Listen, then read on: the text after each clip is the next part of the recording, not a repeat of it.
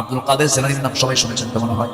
আব্দুল কাদেরের মা সন্তানকে ডাক দিয়ে বলছে, বাবা দিন শেখার জন্য ঘর থেকে বের হচ্ছ, ভালো কথা, আমি তোমাকে শুধু একটা নসিহত করব, জীবনে কখনো একটা মিথ্যা কথাও বলবা না। আব্দুল কাদের জিলানী চলে গেলেন। মাঝপথে ডাকাত ধরেছে। কে ধরেছে? ডাকাত দল ধরে ফেলেছে। সবার কাছ থেকে যা পাচ্ছে সব নিয়ে চলে যাচ্ছে। কিন্তু ছেলেটা যখন একাকী যখন তাদের সামনে ধরা পড়েছে, সুন্দর করে সালাম দিয়ে ফেলেছে। সালাম দিয়ে বলছেন, আপনারা কি চান আমার কাছে বলুন, তোমার কাছে কি আছে?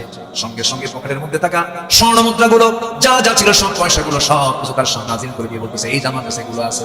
ডাকাত অবাক হয়ে বলে, সব কিছু বলিলাই, সব দেখায় দিল, সব করে দিল। কারণটা কি একটু প্রশ্ন করে দিই? কিন্তু প্রশ্ন করছে, ও ছোট্ট যুবক, কিছু বলার আগে তুমি সব কিছু বের করে দিলা কেন? তুমি মিথ্যার আশ্রয় নিতে পারতে। সঙ্গে সঙ্গে আব্দুল কাদের বলছেন, মান উপদেশ মা শিখিয়ে দিয়েছেন, জীবনে কখনো কোনো জায়গায় তুমি একটা মিথ্যা কথাও কখনো বলবা না।